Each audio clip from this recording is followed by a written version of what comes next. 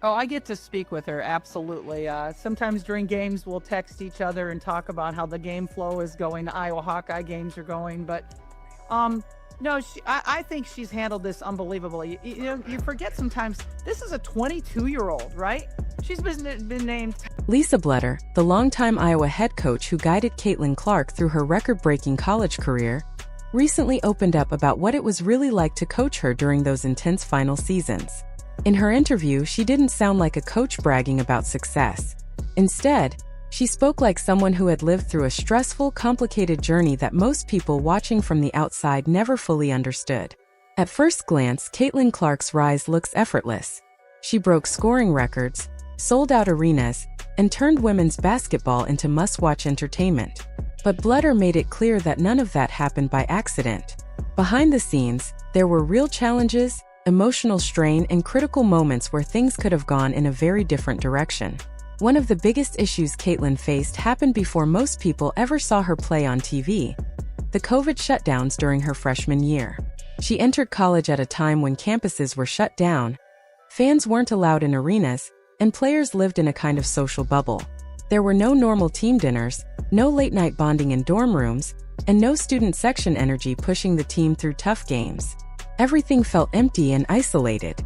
For a young player who suddenly had national expectations placed on her, that environment could have easily turned her into a selfish scorer who played only for herself. When there are no crowds, no shared experiences, and no real connection with teammates, it becomes easy for an athlete to focus only on personal success. Many players in that situation start chasing stats instead of chemistry, because numbers become the only validation they receive. Bluder saw that risk early on. She understood that Caitlin already had the ability to score whenever she wanted, but she also recognized that being a great player meant more than piling up points. So instead of encouraging Caitlin to take every shot available, she pushed her to become a better passer, a leader, and someone who made everyone around her better. That development didn't come naturally or instantly. It took honest conversations, patience, and trust. The pandemic also made communication harder. Players couldn't hang out freely, practices felt mechanical, and team interactions were limited. Bluder had to build leadership in a world where players were physically together, but emotionally distant. That meant she had to teach Caitlin how to speak up, connect, and guide teammates without the usual bonding experiences that help relationships grow. It was like asking someone to become a captain while the entire team was standing 6 feet apart. As the seasons went on, isolation gave way to something just as difficult: sudden fame. By Caitlin's junior and senior years, she had become the face of women's basketball.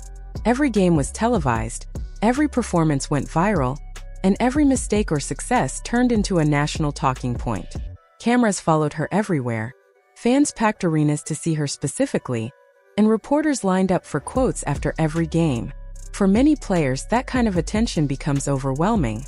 Some grow frustrated, others get defensive, and some develop egos that separate them from their teammates. Bluder knew that could happen if the situation wasn't handled carefully. Instead of pretending the attention wasn't real, she acknowledged it openly and created a culture built around balance and perspective. She reminded the team that when Caitlin received attention, the entire program benefited. More TV coverage meant more visibility for everyone. Larger crowds meant better opportunities for all players. Nil deals and exposure extended beyond one person. That message prevented jealousy from creeping into the locker room and helped the team view Caitlin's fame as a shared advantage rather than a threat. But that approach required constant reinforcement. Every record, every headline, every national conversation about Caitlin had the potential to cause friction. Bluder had to keep repeating the same grounding message: success belonged to the whole team, not just one star. That leadership work was quiet and invisible, but absolutely essential. She also pointed out that Caitlin's family played a huge role in keeping her grounded. Her parents never fed into the hype.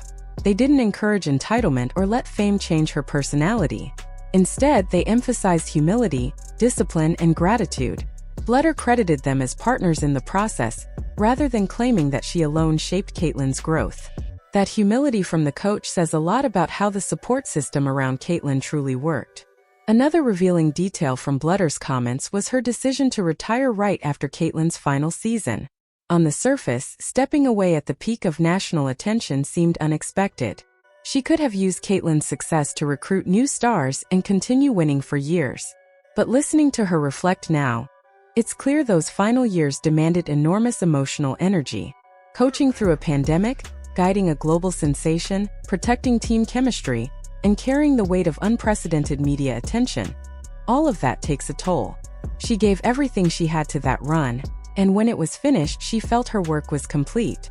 Bluder also spoke about how Caitlin responded to criticism and outside noise. Instead of getting caught up in arguments or reacting emotionally to negative comments, Caitlin stayed calm and focused. She didn't lash out publicly or let frustration define her. That composure wasn't accidental. It was learned through deliberate guidance.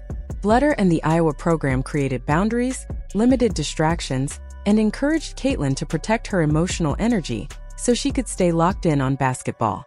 The transition from isolation to instant superstardom didn't come with a gradual adjustment period. Caitlin went from empty gyms to sold-out arenas almost overnight.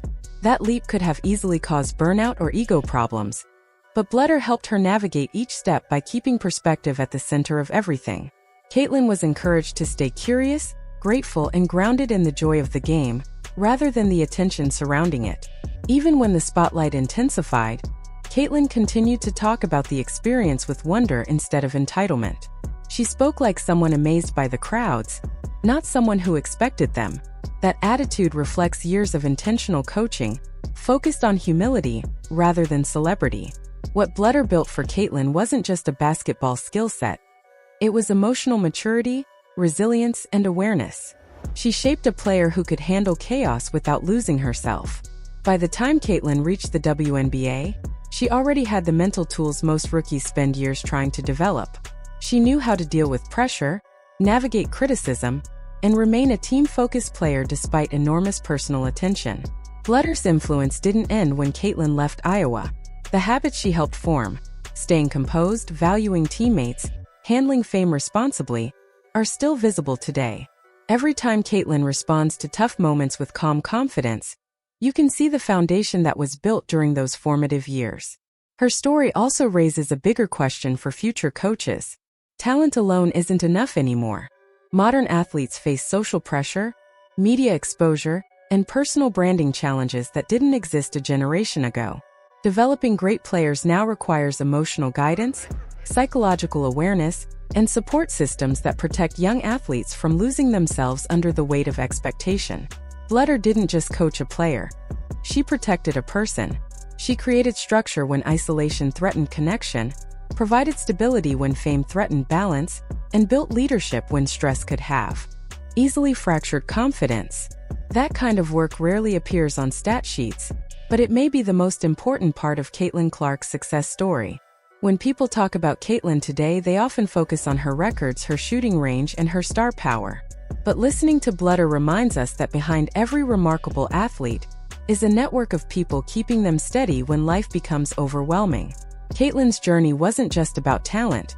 It was about support, guidance, and the right mentor at the right moment. Bluder's approach shows how powerful thoughtful coaching can be. She didn't force ego out of Caitlin. She helped prevent it from ever taking root. She didn't silence attention. She taught Caitlin how to live alongside it. She didn't harden her. She helped her stay grounded, joyful, and human. And now, looking at Caitlin's professional career, it's clear that those lessons continue to carry her forward. The way she navigates challenges, balances confidence with humility, and stays focused in the middle of constant scrutiny speaks to the foundation she gained at Iowa. Whether Caitlin would have developed the same way under another coach is impossible to know. But Bluder's influence is undeniable. She shaped not only a generational basketball talent, but also a steady, thoughtful, emotionally aware leader. And that may be her greatest achievement.